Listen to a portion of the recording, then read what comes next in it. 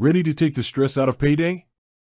Wave Payroll promises to make running payroll easy, but where do you even begin? We're going to walk you through the Wave Payroll dashboard, exploring its key features and layout so you can navigate it like a pro. When you first log in, you'll land on the main dashboard.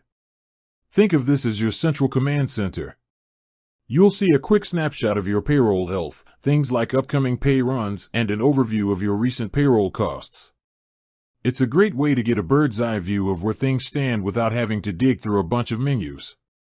Now, let's look at the navigation bar on the left side. This is your key to unlocking all of Wave Payroll's features. The payroll section is where the magic happens. Here, you can run payroll with just a few clicks. It's a guided process that helps you pay your employees, contractors, and yourself.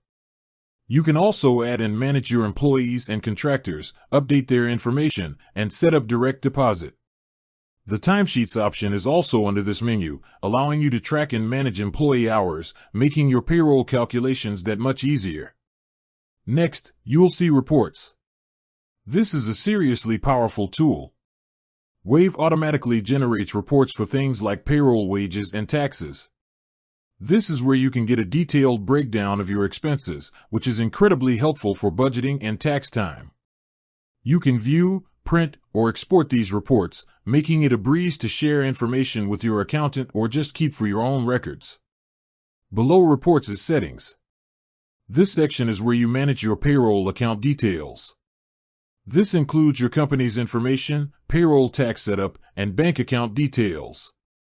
It's essential to ensure this information is accurate to avoid any issues with payments or tax filings. Finally, there's the help section.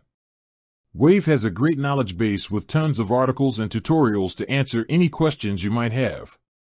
It's always there if you get stuck and need a little extra guidance. With that said, thanks for watching, and until next time.